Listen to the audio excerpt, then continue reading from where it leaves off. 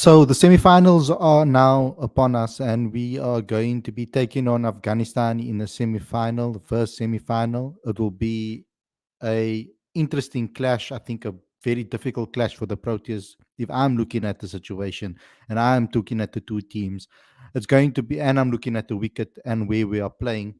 It's going to be quite a difficult one for the Proteas. It's not going to be an easy game for us to get through to the final. We need to do it though. We want to get to our first ever final.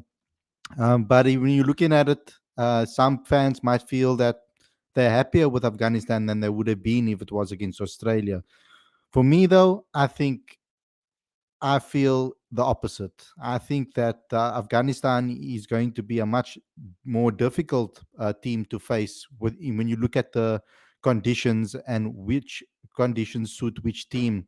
And I feel that these conditions actually suit a team like Afghanistan more than it would have suited Australia. I think it would have been tough for Australia as well as South Africa on this particular wicket, on this particular strip, based on what we've seen in previous games on this strip. So it's not going to be as easy as I think some people may think, but we are going to get into this.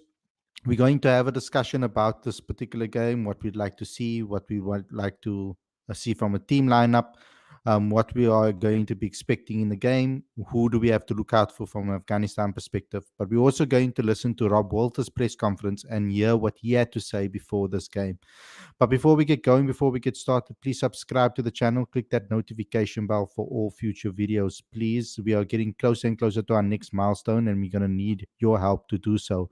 Also, smash the like button on your way in as well. We want to try and get as many likes on this video as possible. So, without further ado, let's get straight into today's.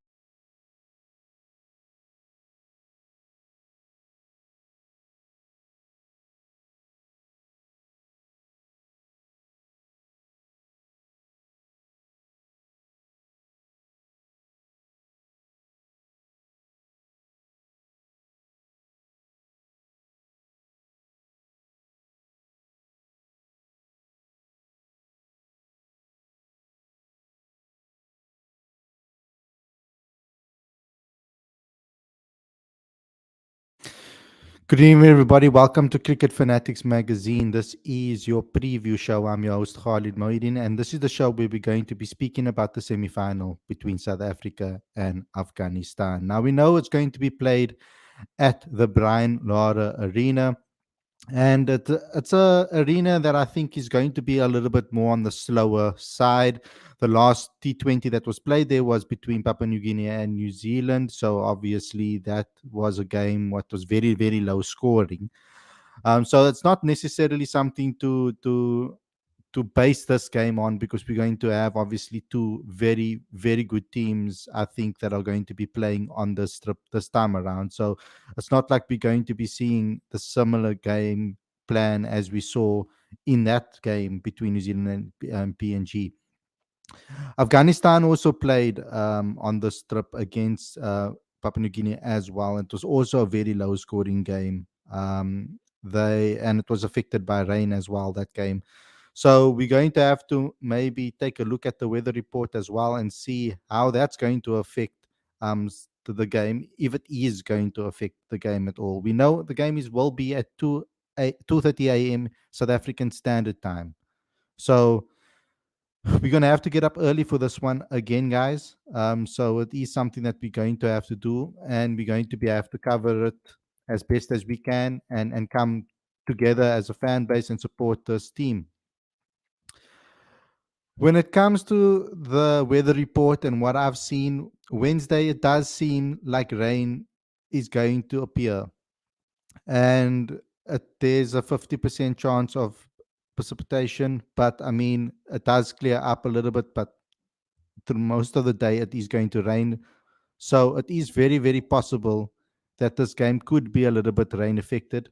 I'm going to hold obviously my fingers crossed that it doesn't affect the Proteas in a negative manner, because we do know how rain can spoil South Africa's chances, that has in the past in World Cups, and I hope that this time around that it won't. I hope that South Africa will be able to get a full game over here and try and, you know, get a competitive game at this particular ground, because local time over there will be 8:30 p.m. So I'm hoping that this is obviously going to be a night game, and I'm hoping that the weather report isn't 100% accurate, like, from this perspective. I hope it's not going to be 100% accurate over here when it comes to what we are seeing on the weather report. Um, so the evening, it does seem that is going to be no rain according to the weather report over here. It says that it's going to be clear, but throughout the day before that, there is going to be rain. So I never want to take that as a foolproof, because what happens when I do that, generally speaking, like, we didn't think that there was going to be any bad weather when it was against when we played our last game against the West Indies. And then suddenly bad weather appeared and it affected the match. And we don't want that to happen. If it does rain out, however, there is a reserve day for the semi-finals at least. So that is a great thing from a South African perspective. But this whole week around the stadium, it seems to be raining.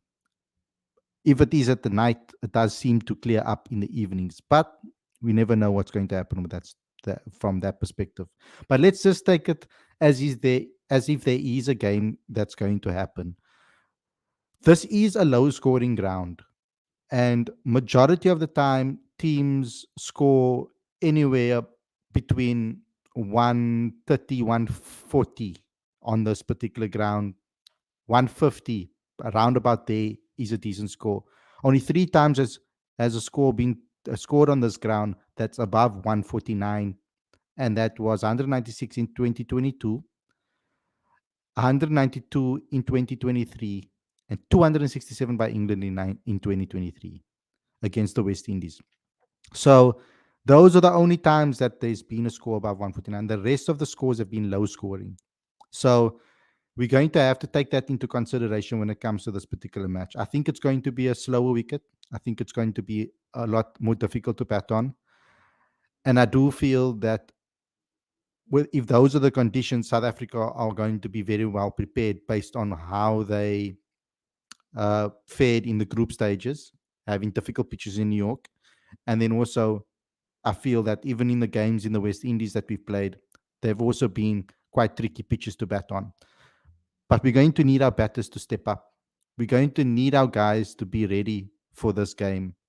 If there's any time that we want them to peak, it's right now in the semi-final, and if we can make it through the semi-final into the final. Now, this is not going to be an easy game, as I said. We know about the talents that Afghanistan have. We know about Gurbaz, strike rate of 122. We know about Ibrahim Zadran, average of 35.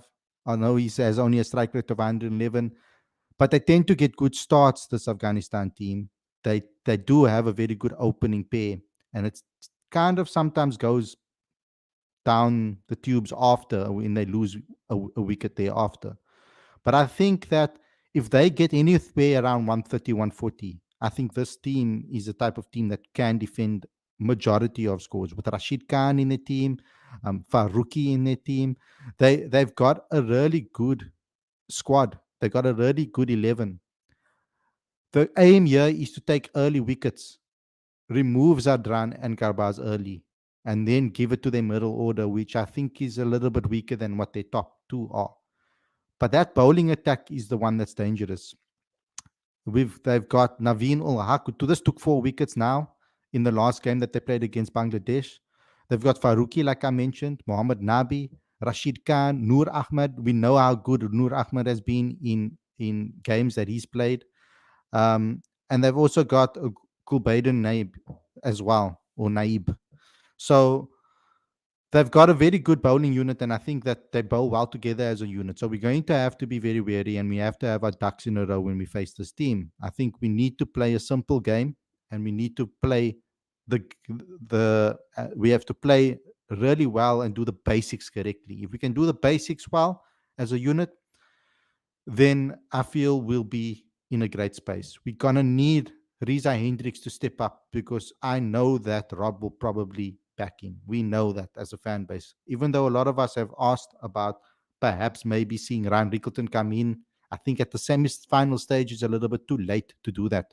If you wanted to see Ryan Rickleton get given a chance, we should have seen it earlier so that he could work his way into a rhythm coming into the semi-final. But I can say what I want when it comes to that.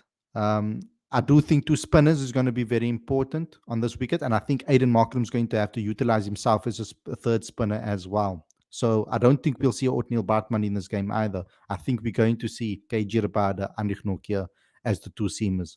I don't think that they'll go against that on this particular wicket, even though I do think that Othniel Bartman will be a really good bowler on these slower wickets. I do think they're going to trust the experience of KG Rabada, especially in the semi-final, especially in the form that he's currently in.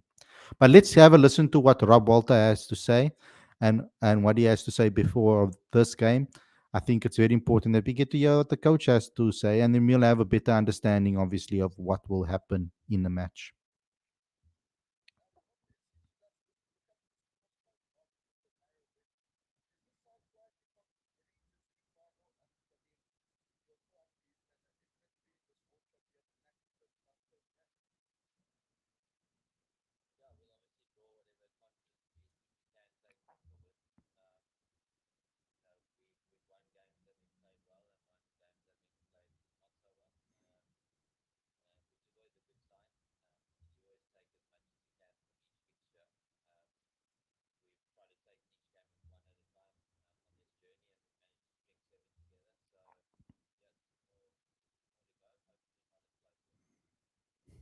Hopefully not.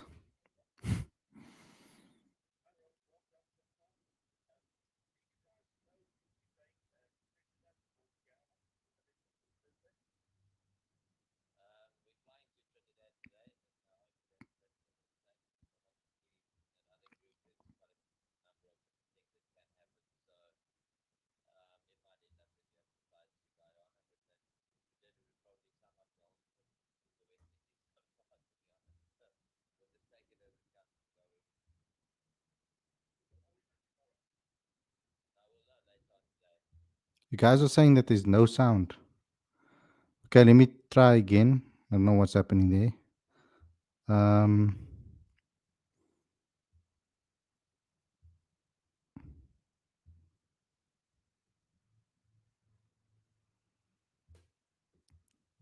is the sound Rob, now? it seems you guys look up to the Springboks quite a lot with the narrow wins.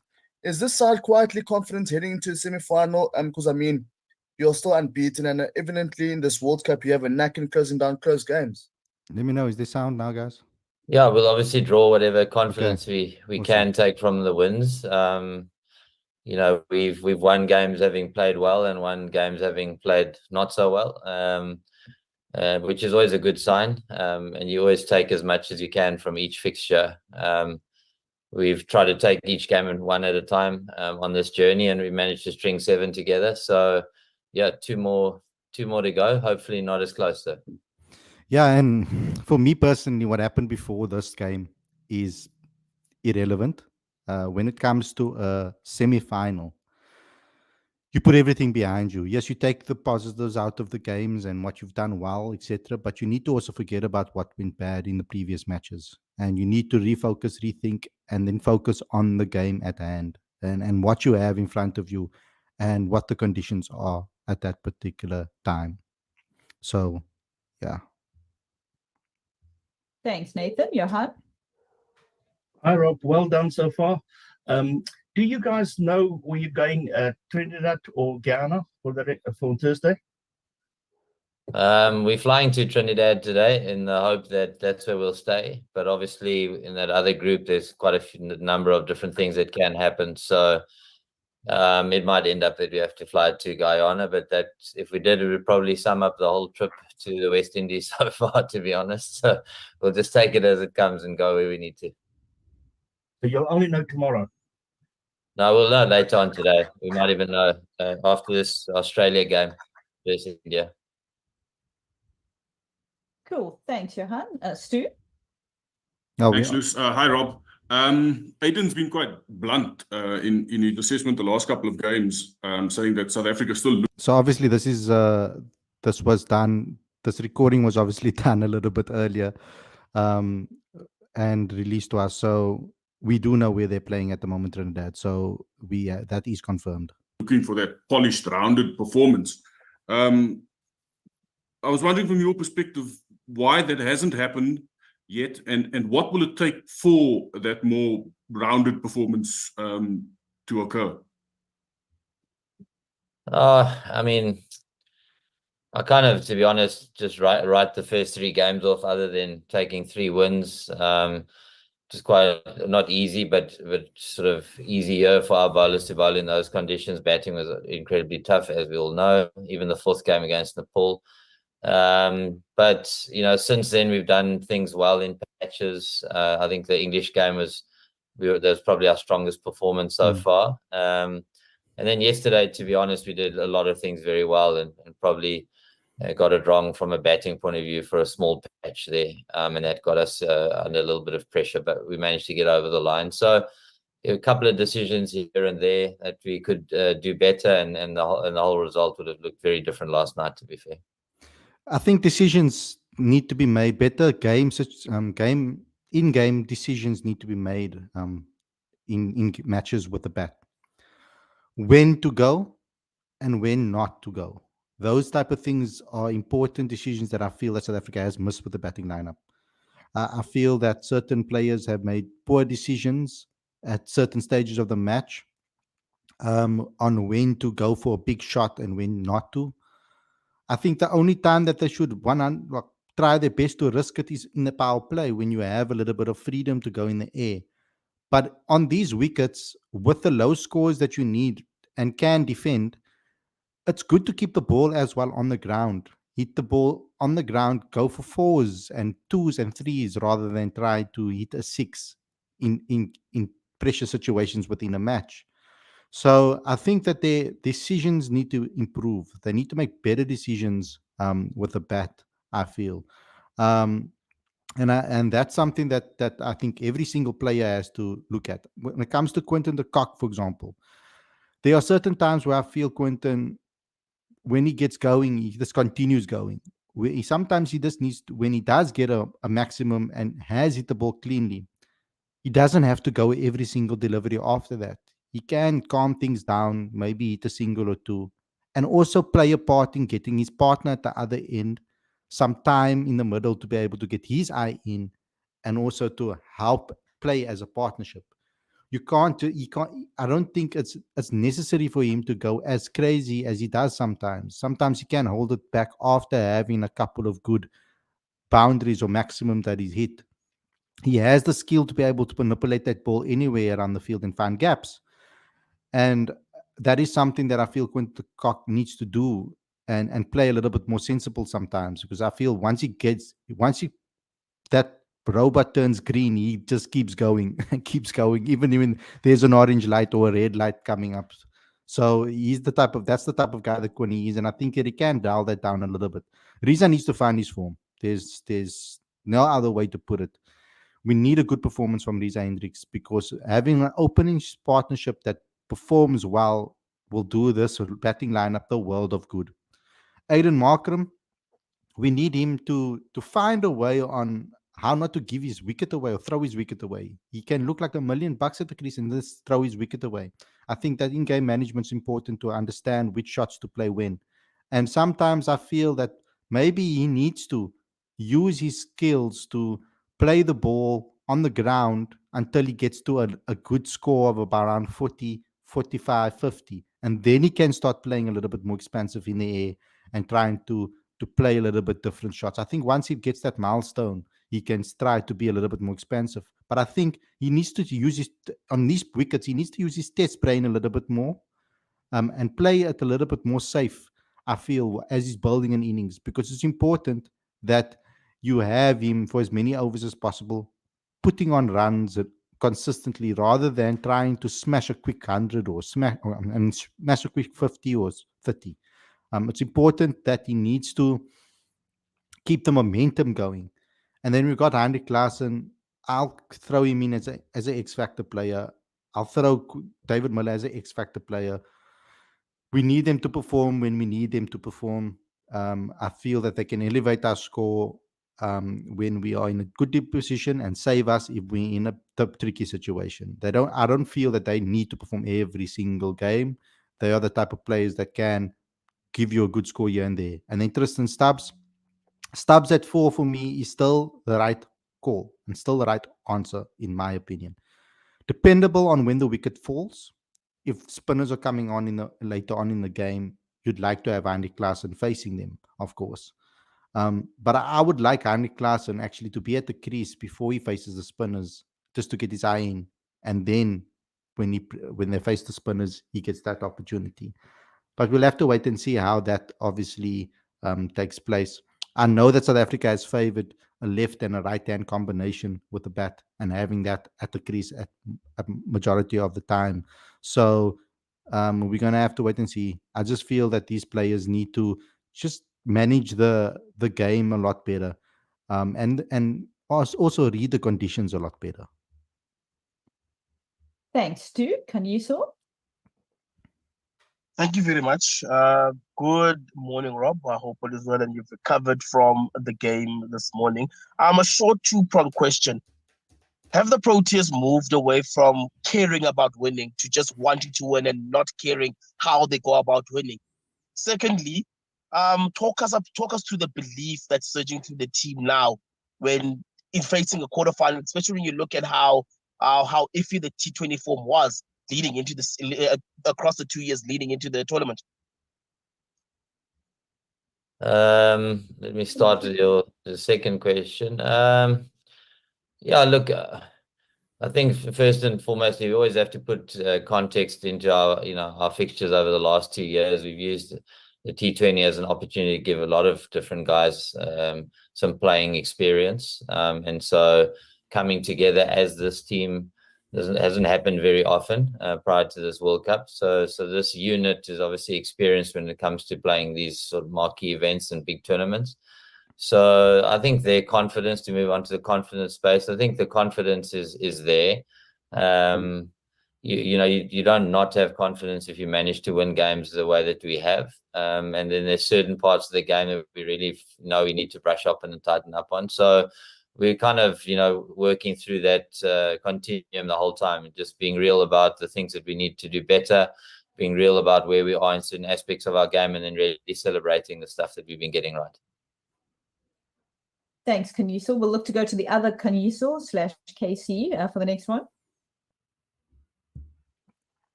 Hi, Rob, and yes, well done for your performances so far on this T20 World Cup.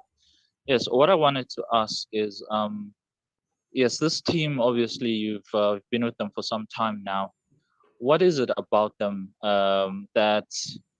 what is it about them that gives them that could give them the edge in the in the semifinals, and of course if you get to the finals, the final, if anything in particular from your perspective?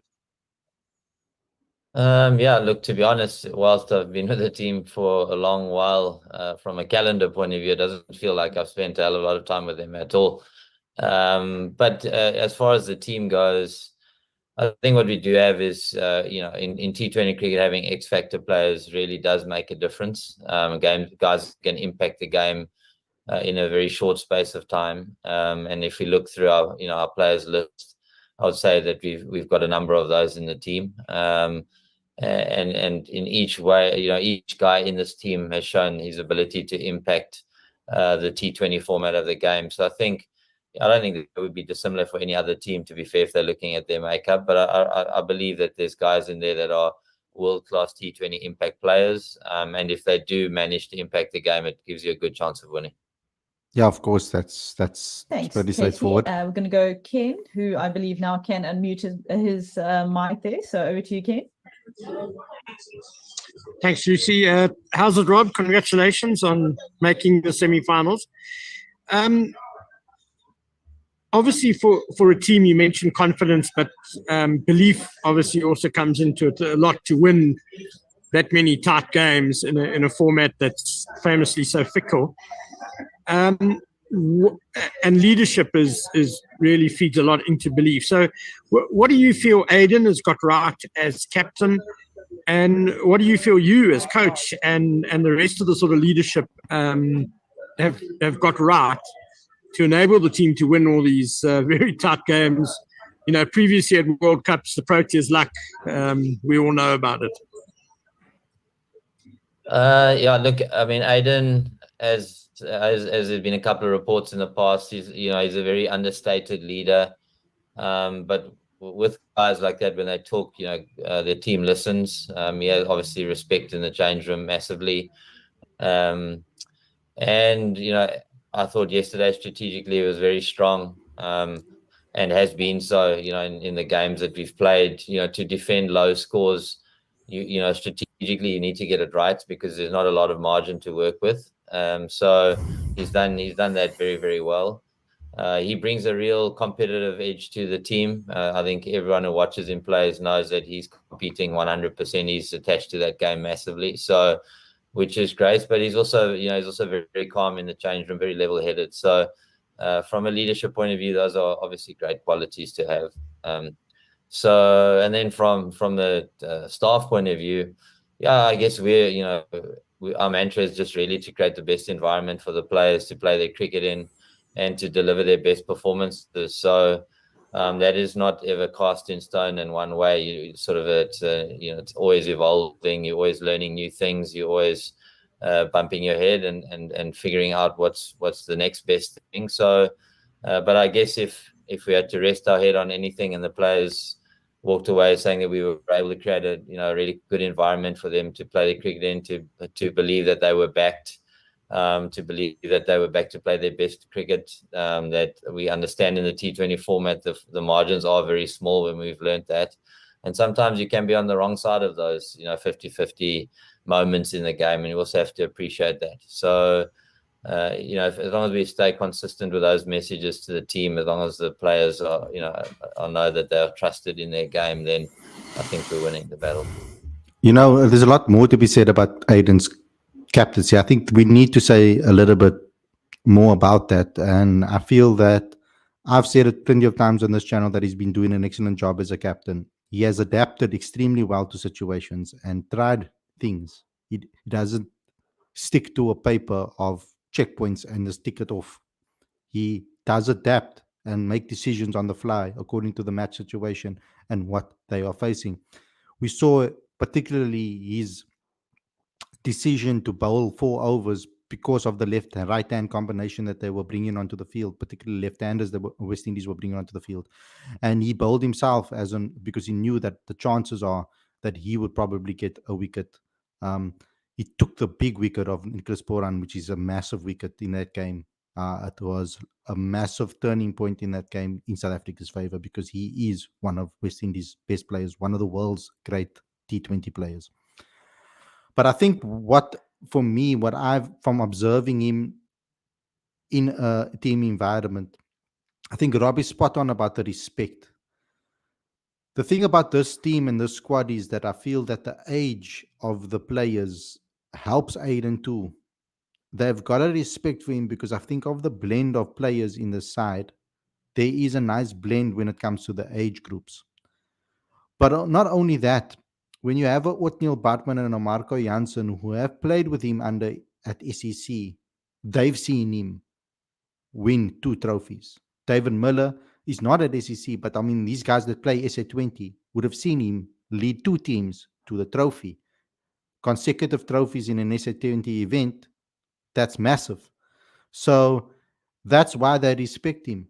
And I feel KG respects him because KG seen him lift the only ever World Cup trophy for a men's side, and that is, of course, the Under-19 World Cup. So this generation of players have seen Aiden win things as a captain. Titans-wise, he's been skipper there too. Hendrik Klaasen will understand and respect him. So I think that the blend of players and over here know Aiden, have seen him lead and understand his mentality, and that's why he's respected in the dressing room. So I think I just wanted to give a little bit of extra layers to that. Thanks, Ken. I will give Keenan a go ahead of Nathan, and then we'll look to go Nathan Caniso to look to wrap. So go ahead, Keenan. Thanks again, Lucy. Hi, Rob. Congrats on the win. Just following up on Ken's question, there's been quite a bit of flexibility within the lineup, from the bowlers being used to the batting lineup, particularly the middle order, and then also some interesting field placements. Is that something you guys came into the tournament thinking about, not being rigid in your thinking with regards to those things? And then where has that come from? Is it Aiden, or is it the staff as a whole? And then Aiden, as a leader, can you just maybe touch on his evolution as a captain and how he's evolved into the type of captain that he is now? Thank you. Yeah, look, I mean, again, just to go back to Aiden, obviously, I last worked with him a very long time ago before coming and taking this job. So it'd be remiss of me to talk about his evolution. I think in the time that we've worked together, he's been pretty consistent, got a nice feel for the game. Last night, I think, as you would have watched, you would see very attacking field sets, trying to create a bit of pressure, understanding what the conditions were giving us in terms of creating pressure and really utilizing that. So that's always great to see, and it's sort of, it tries to sum up what our blueprint is for the way we want to play the game. So that's on that side. Sorry, what was the first part of the question again? But also what I wanted to add to that is actually not only his decision making with the fields, but also the leaning on the other senior players, getting their advice as well. He also takes that into consideration when making decisions too. And I think that's also very important as a skipper, not to be cocky or arrogant in just saying it's your way or the highway. Also listening to your other senior players and what they maybe think about the situation. Just the flexibility.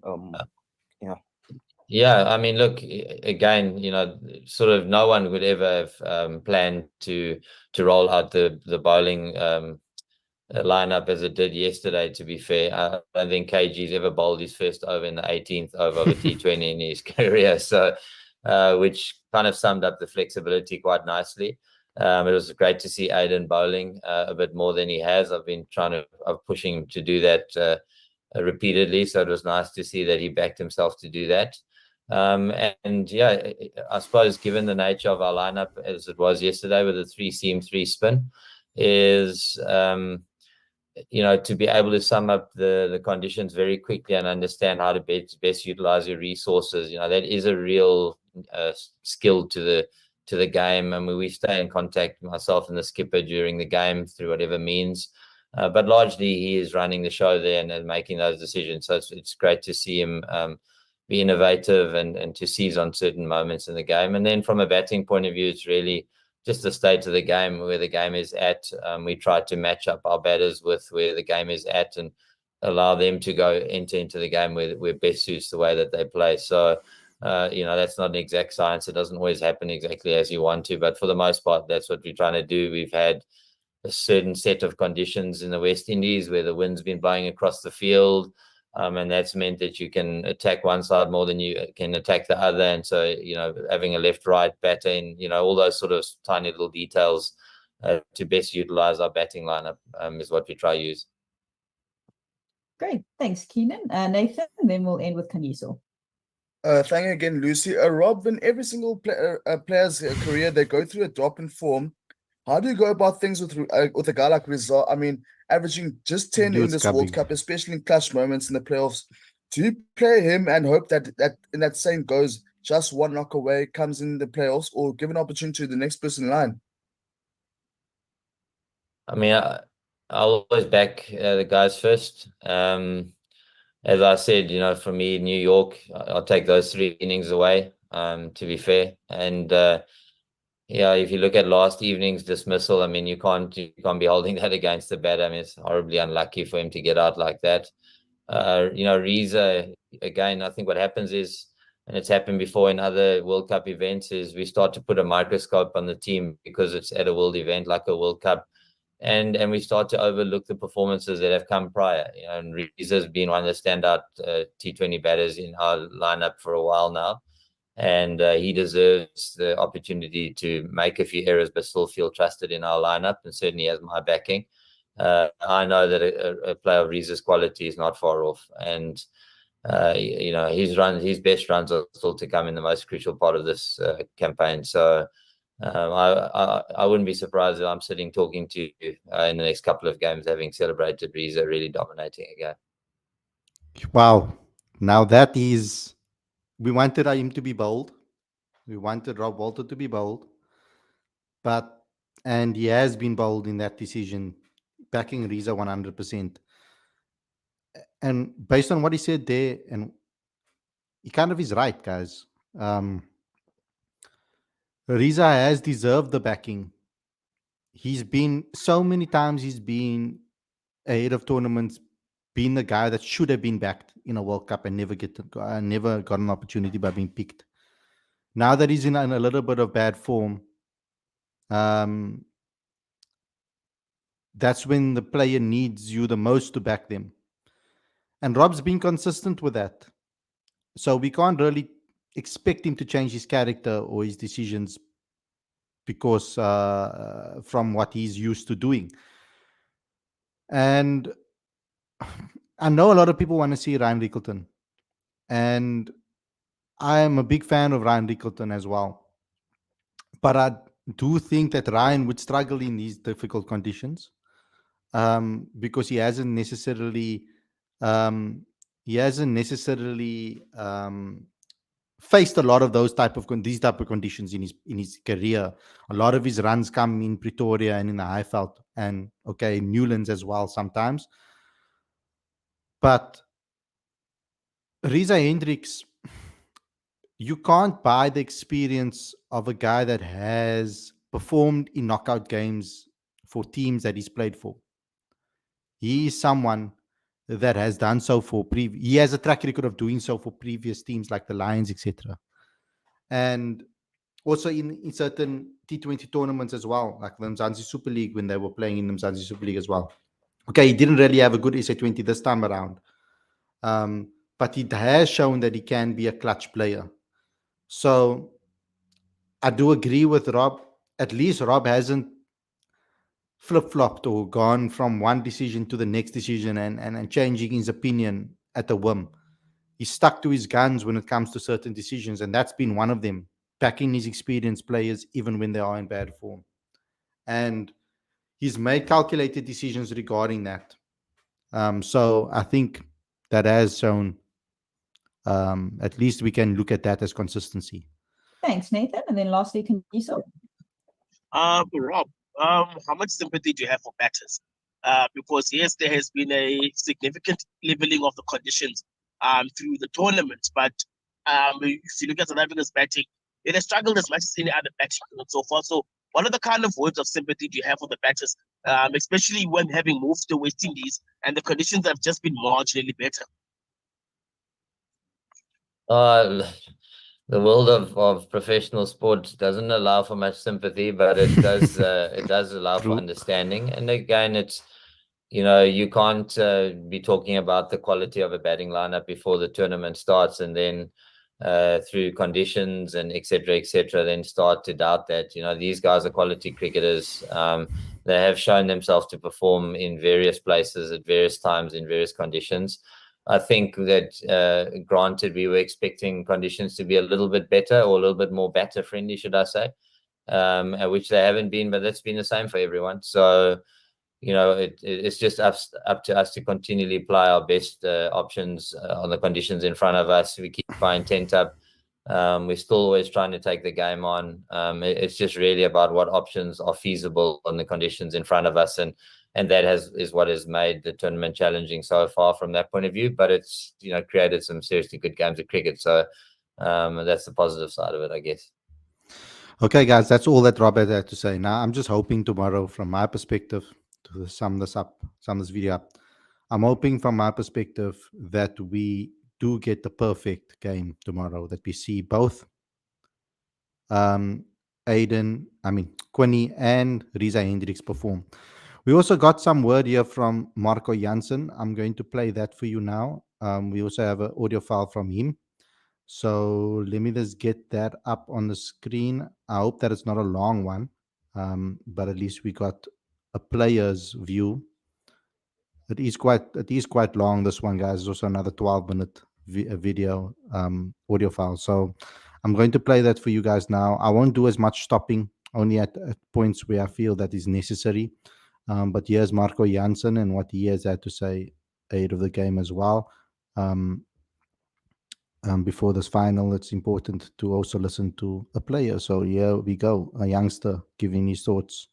Let me just make sure that the audio is going to work here and share this file. How are your ribs? And secondly, how's the mood in camp at the moment heading into the semis? I think you should rather ask how's KG's ribs. No, I'm joking. No, I'm good. Just got winded. I don't know when or how. I think it was probably when I hit the ground. But otherwise, I'm feeling good. And I can't remember the second half of the question. Just the mood in the camp following the semi-final qualification. Yeah, the mood is obviously very high. Yeah, I don't know. The team is in a good space, I feel, and we just enjoying our time on the field. Thanks, Nathan. Johan? Marco, last over, 5 to go. Did you decide if it's there, he's going to hit it for a big one, or why not try and hit it in singles? But it's as if as you hit it, you knew where exactly it's gone. Yeah, initially I told KG the first 3 balls I was going to try and hit gaps, because I didn't. My initial idea or thought was, according to the field, I thought he was either going to go very wide or very straight, and he sort of bowled it into that like slot area. So it was just reactions at the end of the day. But my initial thought or idea was to, if it goes wide, just try and hit the gaps on the offside, and then if it's straight, then just tuck it on the leg side for, and then maybe come back for 2. And then when he bowled that ball, just reaction took over. Thanks, Johan. Morgan? Thanks, Lucy. Hi, Marco. Well done at that win this morning. Marco, that 4 that KJ hit to the last ball in the second last over, how much pressure did that take off you guys going into that last over? And then secondly, all these tight wins must really do something for the confidence going forward, because it just seems like the team is able to convert those tight margins into victories this time around, whereas in the past maybe it went against you guys. Yeah, that boundary helped a lot. Before that ball, KG and myself, KG came to me because it was the last ball of that over, and he came to me saying that this ball is basically a free hit, and I just said, yeah, if it's there, just go for it. Wow. But it helped a lot, because the equation obviously would have been a lot different if he didn't hit that boundary. I think we would have needed 9 or something, if I'm not correct. Well, yeah, it definitely helped a lot, and it definitely eased up the pressure a little bit, in terms of what we needed the last over. And then, yeah, it's the tight wins. Obviously, I don't think it does our, what do you call it, scenery as well. But yeah, obviously, getting those wins over the line for the team, and everyone chipping in different stages and putting their hands up, obviously gives the team a lot of confidence that on any given day anyone can step up and finish their job for the team, which is a very nice feeling. It's good to hear that he's in a much better spirit. I remember us interviewing him last time before a semi-final. I can't remember what was it, before India, or I can't remember before a game. And he went into that game completely. He seemed nervous, and the nerves carried over into the game, and he was bad in that game as well. And we all were speaking about how we shouldn't probably interview Mark before a game. But this time around, he's opened up with a joke. He's being quite relaxed. It sounds like he's very relaxed. So it seems like he's matured a lot over that period of time. I think Marco is just going to grow from strength to strength. We are lucky enough as a fan base to have seen Marco grow up and grow into the player that he is today. And I think we're going to continuously see this guy grow into a superstar. I really think so. Thanks, Morgan. Can you so? Marco, good afternoon. I hope all is well. Good morning, that side. Marco, just to further elaborate on Morgan's question, how are you guys processing these wins emotionally and mentally? Because it's one thing winning a game, and it's one thing 6 games on the bounce, you are having to fight from difficult corners to find yourselves in the semi-finals. Yeah, I mean, I don't really want to speak about it too much, but like the past where people said or labeled us as jokers or whatever, that that's sort of out of the window in our heads. Good. So we obviously know and we obviously recognize that some people might say that at certain stages, depending on where we are and how we, if we lose or what the situation might be. But for us, it's all about proving those people wrong and changing the narrative for us going forward. And that's why I think, like some people say, for example, the win against Nepal was, yeah, we probably didn't play our best game. But I think that game, especially for me, showed me personally that doesn't matter, because we actually weren't supposed to win that game, if I'm being honest, where everyone was switched on at the right time and we just made things happen to go in our favor. But yeah, getting those close wins, obviously it's not, like I said, not very good for our nerve or for our, what do you call it, senuwees, so I don't know what you say, how they say it in English, but So getting the team over the line in different situations and in different conditions against different opposition can only add confidence to our team and our team going forward. So for us mentally, we just try and take every win as it comes. It's not a case of we think we're invincible. We know anything can happen, especially in those situations.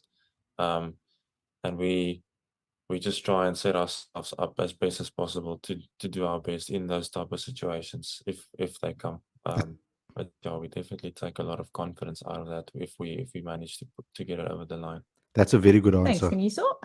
Very, it very says good answer. KC. Yes, hi guys, and I'm another Kaniso, so I had to go KC, otherwise there might be confusion in the room, kind of thing. Yes, so Marco, yes, well done on your contribution, and I just like to know the difficulties you guys had in the series preceding the T20 World Cup. Did that kind of help you work a bit closer, hone in on the things you needed to improve, a bit more than perhaps you might have as a team? And if so, how do you see that helping you guys in the semifinals, finals, if you do reach the final, that is? Do you mean series, meaning this comp, or? No, sorry. So the previous series you had against the West Indies just before the T20 World Cup didn't go as well. So what I meant is, did that sort of, in hindsight, help you guys hone in a little bit more on the areas of improvement, which has obviously been, which may perhaps have It's helped not you the in same this team tournament? though, bro. Yeah, I think every game we play, whether we win or lose, we always learn or get something out of it. I don't think it changed a lot in terms of how we prepare or how we think or how we approach the game we want to play. But I definitely think the guys who played in that series definitely learned how to play, or not how to play in these conditions, but how to read these conditions a little bit better. And like those chats or that info that they gathered from that series, sort of they brought it along into this World Cup, which I think definitely helped us in this tournament. And then I can't remember the second half of your question. Sorry. So what I was asking as a follow-up is, in terms of, you've already answered part of that. So going forward into the semi-finals, what I'll ask you is, would you say you guys perhaps are better for everything you've experienced going into the semi-finals, he's the answered difficult this already. finishes and all these things, and of course that series that preceded the T20 World Cup? Yeah, I think all these narrow wins definitely prepare us for when it gets tough. Like I said, it doesn't matter against who you play. If you find ways to win games where you might perhaps not would have been in that winning position like previous years or in previous matches, it always boosts the team's morale and confidence. And I definitely think that'll be beneficial for us going forward into the semis and hopefully the final. Great, thanks, Kaniso. So we are going to take the last 3 questions, starting with King, then Keenan, then we're going to wrap with Kaniso before we move on to Rob.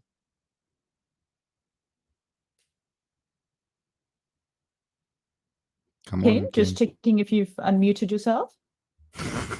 Just kidding. So I think just in the meanwhile, we'll just move on to Keenan so long. Thanks so much, Lucy. Hi, Marco. Marco, Aidan's leadership throughout the tournament, it's been quite he's been quite flexible with his decision making, and obviously you've worked with him at the Sunrisers as well. You've been under him. Can you just talk to me about how it has been at the World Cup working with him, and how impressive his captaincy has been, especially obviously he needs to be given credit for a lot of the tight wins and the decisions he's made on the field in those tight situations. So just in terms of that, how have you experienced that, and how impressed have you been with the decisions he's made? Yeah, he's probably the best captain I've worked with, because he just remains so calm on the field. Nothing. It sort of feels sometimes nothing phases him, but I know, like we know, sometimes on the inside he does feel it. But in saying that, he always keeps calm, and he always, like me personally, makes me calm when I have the ball in my hand. Which is the feeling you want to have as a bowler, in my opinion. And then yeah, the decisions he makes on the field, no one ever questions it, because we know where not only where it comes from, but why he's making certain decisions, when and how, and we might not necessarily know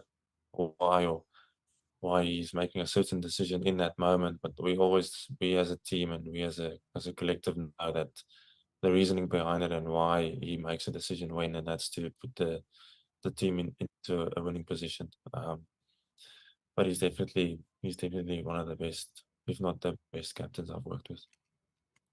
Thanks, Keenan. Kaniso, and then we'll try Ken again to wrap up. Thank you, Lucy. Marco, if there's anything that this World Cup has taught us, it's the fact that the game of cricket is a delicately balanced game of bat and ball. How happy have you been as a bowler to see the balance between bat and ball even out significantly as compared to what we saw in the IPL, where the balance was significantly in favor of the batting? I'm just glad the bowlers are being brought into the games, to be honest. But yeah, no, Good answer. it's for me. I like seeing that, because it's not nice to see sometimes if like teams score 500 runs in a T20 game. It's sort of like, in my opinion, there's no point in that. You just see one side of the coin, if I can say it like that. Where if it's a more evenly split game, you sort of see where the skill and where the street smarts of the team, where it is, and how they can maneuver and how they can play situations to win a game, if that makes sense. Where if it's just a flat wicket, or if it's just a wicket where the ball's nipping around, it's sort of like one-sided, and the one half outperforms the other half, or the one particular skill outperforms the one particular skill, if that makes sense. So it's nice to see like both sides of the game being like sort of tested in that, if it makes sense. So it's nice. Okay, so that's what we have from Marco. I'm very happy with what I've heard from Marco. I like that he's being so quiet, that he's being very calm and collected. He doesn't sound like he's too nervous or stressed. And I'm going to hope that we can